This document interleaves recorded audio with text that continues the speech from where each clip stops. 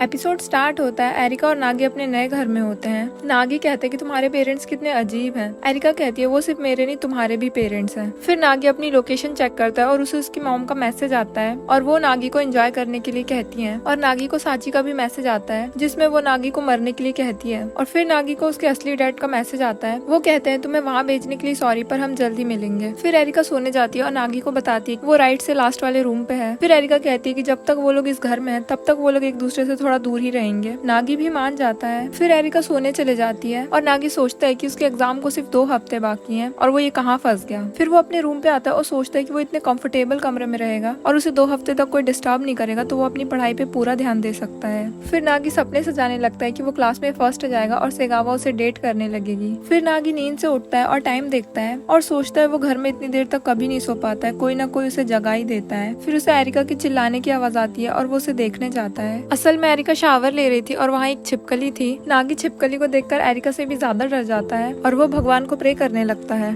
पर फिर एरिका खुद ही छिपकली को भगा देती है। और फिर नागी देखता है कि एरिका तो अपने वेकेशंस बहुत अच्छे से एंजॉय कर रही है। फिर नागी पढ़ने जा रहा था पर उसके फोन की बैटरी डेड हो जाती है। नागी अपना चार्जर ढूंढने लगता है पर फिर उसे याद आता है कि उसने तो अपना कुछ भी सामान नहीं लाया है। फिर उनके घर एक पार्सल आता है जो कि एरिका के डैड ने भेजे थे, जिसमें एरिका की बुक्स थी, पर उसे उन बुक्स की कोई जरूरत नहीं थी। फिर नागी सोचता है कि वो एरिका से बुक्स ले लेगा। फिर उसे याद आता है कि एरिका ने उसे दूर ही रहने को कहा है, पर फिर नागी एरिका के सामने झुक के उससे बुक्स मांगता है। एरिका बुक्स देने के लिए तैयार हो जाती है पर उसे बदले में कुछ चाहिए था। सीन चेंज होता है। नागी एरिका की फोटोशूट में हेल्प करता है और उसकी फोटोज भी क्लिक करता है, पर फिर नागी धोखे से एरिका के साइड में गिर जाता है और उन दोनों की फोटो क्लिक हो जाती है। एरिका नागी को थप्पड़ मारती है और उसे बुक्स देने से भी मना कर देती है, पर फिर एरिका और भी फोटोज क्लिक करवाती है, पर वो उनसे सेटिस्फाइड नहीं थी और वो नागी को और फोटोज लेने के लिए बोलती है। नागी एरिका के ऊपर पानी डाल देता है और उसकी फोटो क्लिक कर लेता है और वो फोटो एरिका को बहुत पसंद आती है। एरिका नागी को और फोटोज क्लिक करने के लिए बोलती है पर नागी मना कर देता है और एरिका नागी के ऊपर पानी डाल देती है और फिर वो दोनों पानी से खेलने लगते हैं। फिर एरिका देखती है कि उसकी उस फोटो में बहुत अच्छा रिस्पॉन्स मिला है। फिर एरिका नागी से पूछती है कि तुम इतना ज्यादा क्यों पढ़ते हो। नागी कहता है कि वो बस अपने पेरेंट्स को एक अच्छी लाइफ देना चाहता है। फिर नागी भी एरिका से पूछता है कि तुम इतना सोशल मीडिया क्यों यूज करती हो। एरिका कहती है कि वो बस फेमस होना चाहती है, वो काफी सारे लोगों से मिलना चाहती है और उन्हीं में से शायद उसे सोलमेट भी मिल जाए। फिर नागी दोनों के लिए खाना बनाता है और वो खाना एरिका को बहुत पसंद आता है और एरिका उसे बताती है कि सुबह उसका पार्सल आया था जिसमें उसका स्टडी मटेरियल था। फिर नागी स्कूल जा रहा था और उसके स्कूलमेट्स गॉसिप कर रहे थे कि नागी ने सेगावा को चैलेंज किया है और क्या वो फर्स्ट आ पाएगा। फिर नागी अपना शू रैक खोलता है और वहाँ से एक लेटर गिरता है जो हीरो सेगावा की तरफ से था और उसमें लिखा था कि शाम को रूफटॉप पे मिलो। नागी पहले तो ये देख के हैरान रह जाता है, पर फिर वो सोचता है कि कोई उसके साथ प्रैंक कर रहा है और वो देखता है सेगावा उसे छुप के देख रही थी और फिर वो वहाँ से भाग जाती है। फिर नागी लंच कर रहा होता है और उसके पास 3 बंदे आते हैं और उससे कहते हैं कि तुम्हें हीरो सेगावा को हराना ही होगा क्योंकि हमें बैट जीतनी है। फिर वहाँ 2 लड़के और आते हैं और नागी को बेस्ट ऑफ लक कहते हैं। फिर नागी सोचता है कि सेगावा कितनी अच्छी है, वो क्लास में हमेशा फर्स्ट आती है और वो स्पोर्ट्स में भी अच्छी है और वो इतनी सुंदर है तो वो नागी जैसे बंदे को क्यों ही डेट करेगी। फिर नागी लेटर को देखते हुए कहता है कि कितनी गंदी हैंडराइटिंग है और वो उसे डस्टबिन में फेंक देता है। फिर टेस्ट के रिजल्ट आ जाते हैं और नागी क्लास में टॉप करता है और फिर वो समझ जाता है कि सेगावा ये सब जानती थी और इसलिए वो नागी से मिलना चाहती थी। नागी वापस से जाके डस्टबिन में उस लेटर को ढूंढता है और उसे वो लेटर मिल भी जाता है। फिर सेगावा रूफटॉप पर आती है और नागी उसका वेट कर रहा था। फिर वो लोग आउटसाइड की बातें करते हैं। सेगावा कुछ कहना चाहती थी पर वो हिचकिचा रही थी और नागी उसे कहता है कि तुम बोलो मैं सुन रहा हूँ। फिर सेगावा हिम्मत करके कहती है कि फाइनल्स में वो नागी को हरा देगी और चाहे सिंगिंग या डांसिंग कोई भी कंपटीशन हो वो नागी को हमेशा हरा देगी। वो इस बार सेकंड आई क्योंकि वो किसी के फ्यूनरल में गई थी। नागी कुछ बोल नहीं पा रहा था, वो बस सेगावा को देखे जा रहा था और फिर सेगावा वहाँ से चले जाती है। अगले दिन नागी को फीवर आ जाता है और वो सही से चल भी नहीं पा रहा था। नागी पढ़ रहा था और वहाँ पे एरिका आ जाती है नर्स का यूनिफॉर्म पहनकर। नागी कहता है तुम ड्रेस अप कर लेने से डॉक्टर नहीं बन जाओगी और वो उसे वहाँ से धक्के मार के भगा देता है। फिर एरिका को उसके डैड का मैसेज आता है और वो कहते हैं कि वो उसे स्कूल में मिलेंगे। एरिका स्कूल के लिए निकल रही थी पर उसे नागी के रूम से कुछ गिरने की आवाज आती है। फिर नागी सोकर उठता है और देखता है कि वो एरिका के रूम में है। एरिका उसे बताती है कि नागी के बेड पे जगह नहीं थी इसलिए वो उसे अपने रूम में ले आई। फिर एरिका कहती है कि तुम इतना ज्यादा पढ़ते हो और मैं तुम्हारी मेहनत देख के इम्प्रेस हुई। फिर नागी कहता है कि उससे पहली बार कोई इम्प्रेस हुआ है। फिर नागी अपने स्कूल के लिए निकलता है और सेगावा भी स्कूल के लिए तैयार हो रही थी और उसकी मॉम उससे कहती है कि तुम्हें इतना ज्यादा पढ़ने की जरूरत नहीं है, पर सेगावा कहती है कि कुछ भी हो जाए उसे फर्स्ट आना है और एपिसोड यहीं पे एंड हो जाता है।